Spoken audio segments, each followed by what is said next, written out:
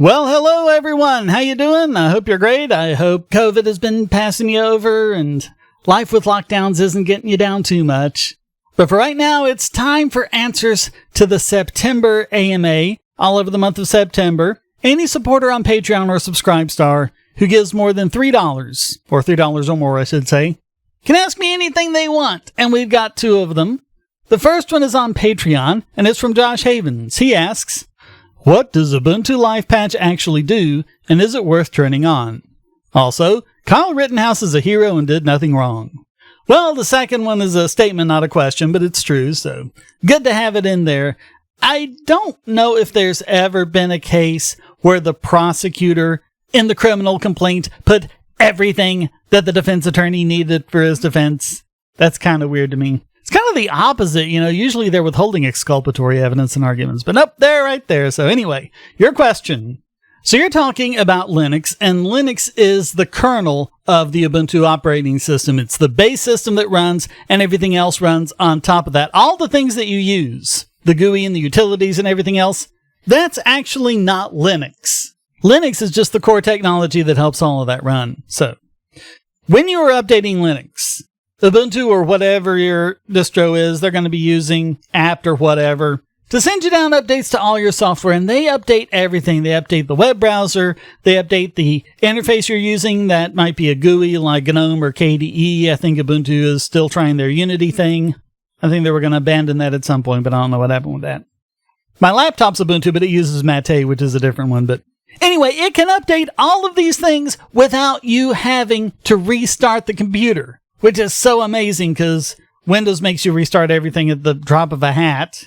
Macs, before OS X, were really bad. You installed a word processor or something, you had to reboot. It was crazy. But with Linux, you have to reboot every time you update the kernel because the kernel is the core piece of software on which everything else runs. But that can be a problem on a production machine because it means that the machine's going to be down for the period of time that it takes to get everything back up and running again. So hopefully that's just a few minutes if there are no issues with the patch or anything like that. But you might not want a few minutes of downtime because people are actually depending on the services that this computer uses all over your network. Oh, every IT person knows about this. Everyone else gets to go home at 5. Maybe some scranglers are working late until, 5:30 or whatever. You've got a server that you need to update. You want to reboot it, but you also want to get home. You got to wait for everyone else to leave. And so then finally, you're able to reboot the server, get everything up and running, and it's, 6:30 at that point. Yeah, there are a lot of late days in IT. There are plenty of times I have to stay to 11 or going for several hours on a Saturday or whatever. And that's even worse if you have multiple shifts. If you have a second shift or if you're running 24/7, what do?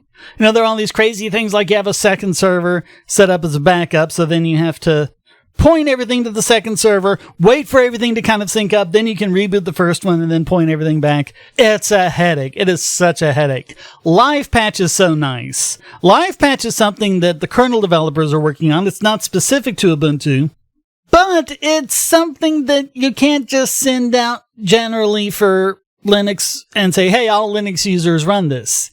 It doesn't work that way because, like, if you're running Ubuntu and I'm running SUSE, that's different distros. Even if we're using the same version of the kernel, the maintainers might have compiled it in different ways and there might be differences. So these live patches have to be made for the specific kernel you're running. They have to be made by the distro. They send down the live patch and it just changes the part of the kernel that's running that's using. It actually takes down that little bit of software and puts it back up without you having to turn off the computer. And that's really handy. Because, it can be a pain having to reboot the computer. But it has to be done by the distro. And they're going to give it out very slowly. They're going to do a lot of in-house testing. They're going to send it out to only a few at a time to make sure it doesn't crash for anyone or anything like that. So it might be a little while. So, if it's a security update and you need it now, you're going to be able to get it earlier if you go ahead and update the kernel and just reboot it and bite the bullet. So, if it's a case where it has to stay up, Livepatch might actually be good for you, but it has to be the Livepatch for your distro. I mentioned SUSE, they have their own Livepatch, so it has to be done by the distro, and Ubuntu lets you do it for 3 computers for free. If you want to do it more, then you have to pay them, so it's a good service. Do you as the home user need it? Probably not. unless you're just really crazy about getting those updates and never, ever, ever rebooting your machine, then you don't really need it. So it's really up to you. And also, not all the updates are going to be able to come down through live patching. You can patch small specific portions, which is how a lot of these security flaws are patched. So that's good. You can just get them and apply them without having to restart. But you can't really do it for things that have to update multiple components or change fundamental structures. So there's still going to be a lot of things you have to reboot for. And also, we don't really know how live patch works with things like 0 days.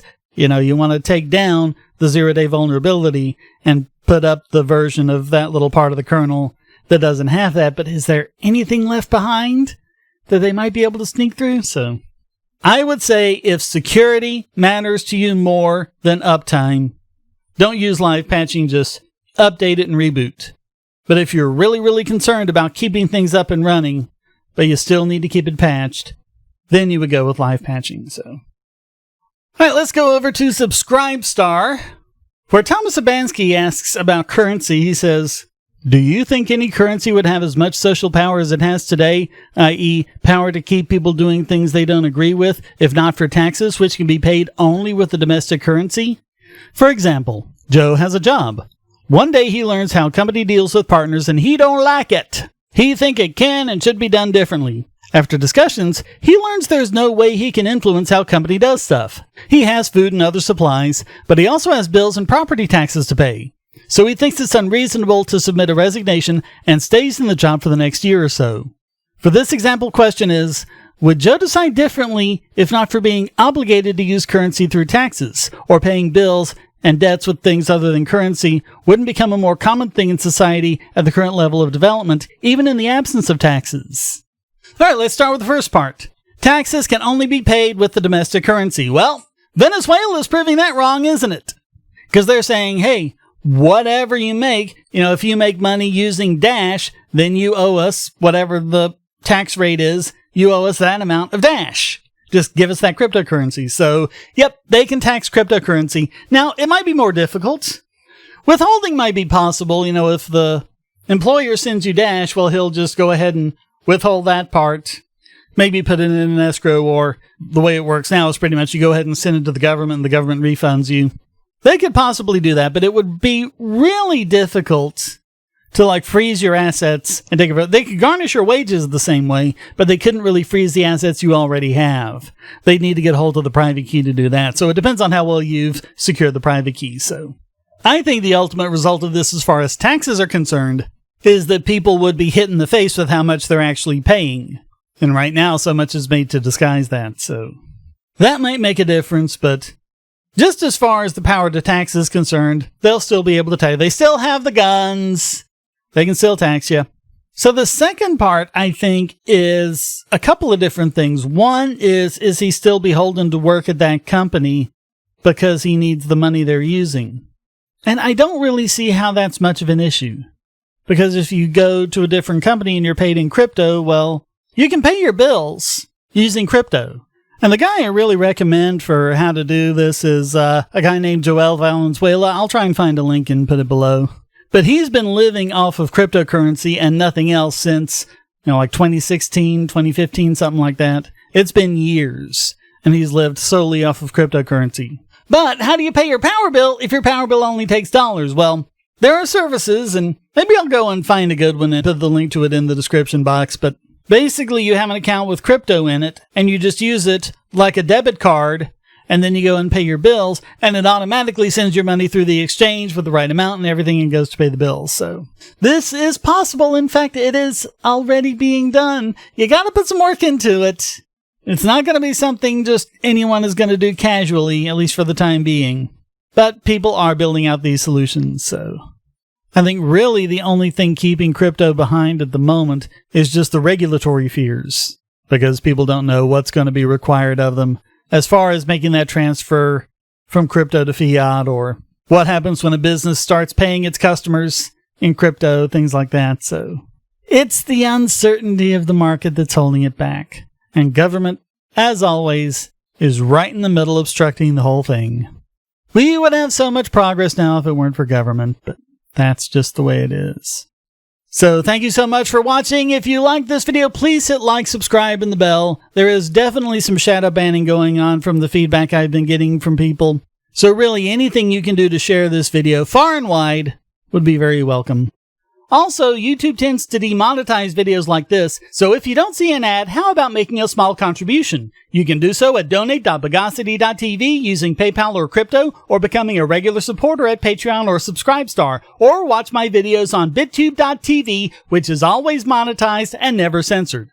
Until next time, stay strong and be free.